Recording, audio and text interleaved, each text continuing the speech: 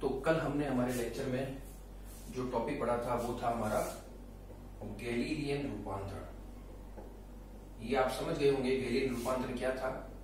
यह एक प्रकार का रूपांतरण संबंध या समीकरण था जिसकी सहायता से हम यदि हमें किसी कण की स्थिति एक जड़त्वीय निर्देश तंत्र में ज्ञात हो तो इसके माध्यम से हम उसी कण की स्थिति किसी अन्य जड़त्वीय निर्देश तंत्र में ज्ञात कर सकते हैं।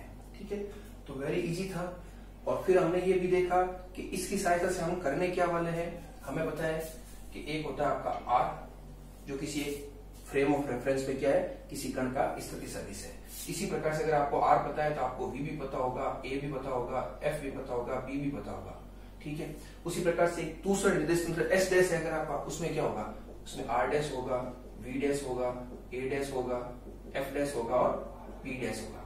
तो इनमें आपस में जो रिलेशन है वही क्या एक तरह का गैलीलियन रूपांतरण है। तो हमने सबसे पहले क्या किया, अब हमें क्या है इन सभी के रूपांतरण समीकरणों को पढ़ना है। स्थिति का रूपांतरण, फिर वेग का रूपांतरण, फिर त्वरण का रूपांतरण, फिर बल का रूपांतरण और फिर बाद में संवेग का रूपांतरण। ठीक है, तो हमने सबसे पहले क्या देखा था, स्थिति का रूपांतरण देखा था।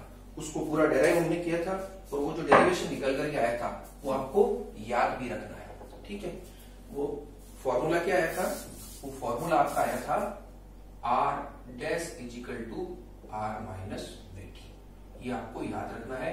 जहां आर डैश क्या था आपका, कण का स्थिति सदिश एस डैश फ्रेम में, आर क्या था, कण का स्थिति सदिश एस फ्रेम में, और वी क्या है, ये है velocity of frame S dash with respect to S. Diagram आप हमेशा दिमाग में याद रखिए। बस ये एस है, ये एस डैश है और ये वी है। वी कैसा है आपका, नियत है, कांस्टेंट है। बस इसी तरह से आप इस डायग्राम को याद रखिए। और एस डैश है वो क्या है, एस के रेस्पेक्ट में प्लस एक्स डायरेक्शन में, डायरेक्शन का भी आप ध्यान रखिए, कौन सी डायरेक्शन है ये, प्लस एक्स डायरेक्शन में नियत वेग वी से मूव कर रहा है। तो इस सिचुएशन में हमने ये डेरिवेशन प्रूफ किया था।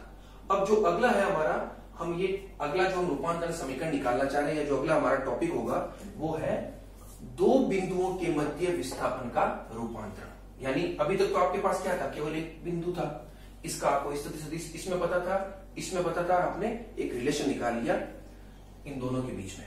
अब क्या है, मान लो आपके पास ऐसी सिचुएशन हो कि ये आपका फ्रेम क्या है, एस है, ये आपका फ्रेम क्या है, एस डैश है। ठीक है, इसका ओरिजिन ओ है, इसका ओरिजिन ओ डैश है। अब आपके पास दो बिंदु है, एक बिंदु कोई पी है और एक बिंदु कोई क्यू है। तो इस पी का, और टॉपिक क्या है, दो बिंदुओं के मध्य विस्थापन। विस्थापन क्या होता है, दो बिंदुओं के बीच की सदिश दूरी। तो ये पी और क्यू के बीच की जो दूरी है, आप डायरेक्शन पी क्यू ऐसे लिख सकते हो या क्यू पी एरो इधर लगा सकते हो। लेकिन आप ध्यान रखिए, पी क्यू बोल रहे हो तो एरो इधर हो जाएगा, क्यू पी बोलोगे तो एरो इधर हो जाएगा। बस दिशा का खेल है। तो ये जो डिस्टेंस है पी क्यू, ठीक है ना, उसका हमें रूपांतरण समीकरण निकालना है। और ये जो पी क्यू क्या है, ये पी और क्यू के बीच की जो सदिश दूरी है, ठीक है, vector distance between these two points P and Q, that is known as the displacement. ठीक है, तो अब आप पी क्यू का मान निकालोगे एस में और पी क्यू का मान निकालोगे एस डैश में, और उसमें आपस में जो रिलेशन आएगा वो आपका क्या कहलाएगा, दो बिंदुओं के मध्य विस्थापन का रूपांतरण। तो चलो हम इसको स्टार्ट करते हैं। तो जैसे मान लो ये आपका R1 हो जाएगा, S फ्रेम में बिंदु P का स्थिति सदिश R1 ले लिया, उसी प्रकार से S फ्रेम में Q का स्थिति सदिश मैंने क्या ले लिया, R2 ले लिया, और ये S क्या आपका V वेलोसिटी जो कि नियत है उससे प्लस S X डायरेक्शन में मूव कर रहा है। ठीक है, अब उसी प्रकार से इस बिंदु P का S डैश फ्रेम में स्थिति सदिश क्या हो जाएगा आपका, R1 डैश हो जाएगा, और बिंदु Q का स्थिति सदिश क्या हो जाएगा, R2 डैश हो जाएगा। और ये जो PQ है, ठीक है, ये क्या है, डिस्प्लेसमेंट या दो बिंदुओं के बीच की सदिश दूरी। तो ये डायग्राम आपके बिल्कुल क्लियर हो गया। तो अब आप मुझे बताइए, अगर मैं S फ्रेम की बात करूं तो S फ्रेम में P और Q के बीच की दूरी को आप कैसे ले सकते हो, आपको ये वाला ट्राइंगल लेना है। देखो ये वाला, ये जो S फ्रेम के सापेक्ष में है ना, ये वाला, केवल ये, इसको मैं अलग से भी बना सकता हूं। इधर आप देखिए, ये आपका इस तरह से हो जाएगा, ये P, ये Q, ये R1 और ये R2। इसको मैं D नाम दे रहा हूं, ठीक है ना। D क्या हो जाएगा, SI होगा। तो इसमें ट्राइंगल रूल लगाओगे तो क्या आएगा, इसमें आएगा आपके R1 plus D is equal to R2। तो इससे मैं क्या लिख सकता हूं, D is equal to R2 minus R1। ये आपकी इक्वेशन नंबर 1 हो गई। ये D क्या है, दो बिंदुओं के बीच की सदिश दूरी या विस्थापन S फ्रेम में। ठीक है, अब उसी प्रकार से आप S डैश फ्रेम में इसका मान निकालो।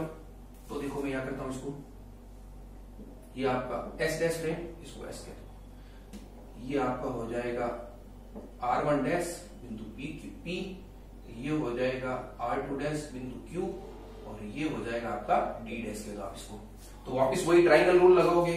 तो ट्राइंगल रूल लगाओगे क्या होगा, R1 dash plus D dash is equal to R2 dash. तो यहां से D dash is equal to क्या आ जाएगा, R2 dash minus R1 dash. ये आ गई इक्वेशन नंबर 2। तो ये D और D डैश दोनों के मान आ गए। अब आपको रूपांतरण समीकरण निकालना है, लेकिन आप इस डेरिवेशन से पहले हमने क्या निकाला था, स्थिति का रूपांतरण निकाला था। स्थिति के रूपांतरण में आपने क्या मान निकाला था, R2 डैश और R1 डैश का मान निकाला था। तो उसको हम क्या करेंगे, यूज करेंगे और उसको यहां पुट करेंगे, तो उससे कुछ रिलेशन निकल करके आएगा। तो चलो उसको हम आगे करते हैं। इस डायग्राम को मैं एक बार साफ कर रहा हूं।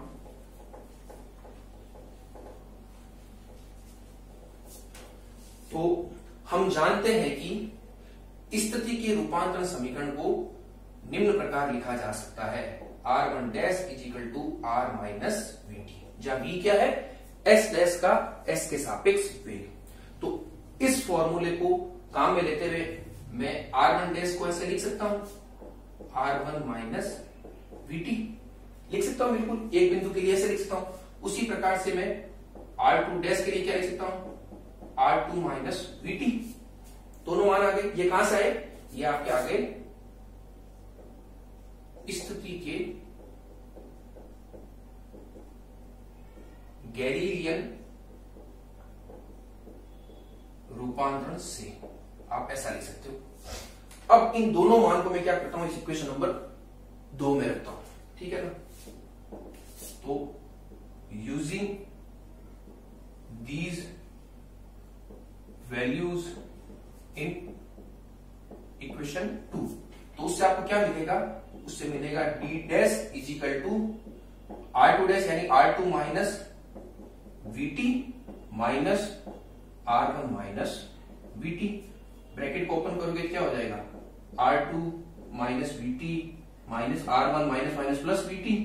ये VT से VT कैंसिल हो जाएगा, तो पीछे क्या बचेगा, R2 माइनस R1, और R2 माइनस R1 क्या है, आपका D है। तो यहां से क्या चीजें प्रूफ हो गई, यहां से चीज प्रूफ हो गई कि जो आपका D डैश है वो किसके बराबर आ गया, वो D के बराबर आ गया। तो वेरी इंपॉर्टेंट निष्कर्ष है कि गैलीलियन रूपांतरण के अंतर्गत दो बिंदुओं के बीच की सदिश दूरी या विस्थापन निश्चल रहता है या अचर रहता है, इनवेरिएंट रहता है। यानी अगर आपके पास कोई दो बिंदु है, इन दोनों बिंदुओं के बीच की अगर आप दूरी फाइंड कर रहे हो, तो उसको चाहे S फ्रेम में देखो चाहे S डैश फ्रेम में देखो, दोनों का मान क्या रहेगा, सेम रहेगा, वो नहीं बदलेगा। तो एग्जाम आपके क्वेश्चन कैसे पूछ सकते हैं, ऐसे भी पूछ सकते हैं कि दो बिंदुओं के मध्य विस्थापन के रूपांतरण समीकरण को बताइए, या जनरली क्वेश्चन कैसे पूछा जाता है कि सिद्ध कीजिए कि दो बिंदुओं के बीच की सदिश दूरी या विस्थापन गैलीलियन रूपांतरण के अंतर्गत निश्चल या अचर या इनवेरिएंट रहता है। मैंने शब्द काम में क्या लिया, निश्चल यानी बदलता नहीं, निश्चल इसको आप कह सकते हो इनवेरिएंट, ठीक है। तो ये डेरिवेशन आपके लिए बहुत इंपॉर्टेंट है और ये काफी बार एग्जाम में पूछा भी जाता है, तो ये चीज आपको बिल्कुल ध्यान रखनी है। तो आपको डेरिवेशन क्लियर हो गया, बिल्कुल इसको इसी तरह से आपको कंप्लीट करना है। बस इस तरह का जो रूपांतरण समीकरण है उसका यूज करते हुए आपको इसको कंप्लीट करना है।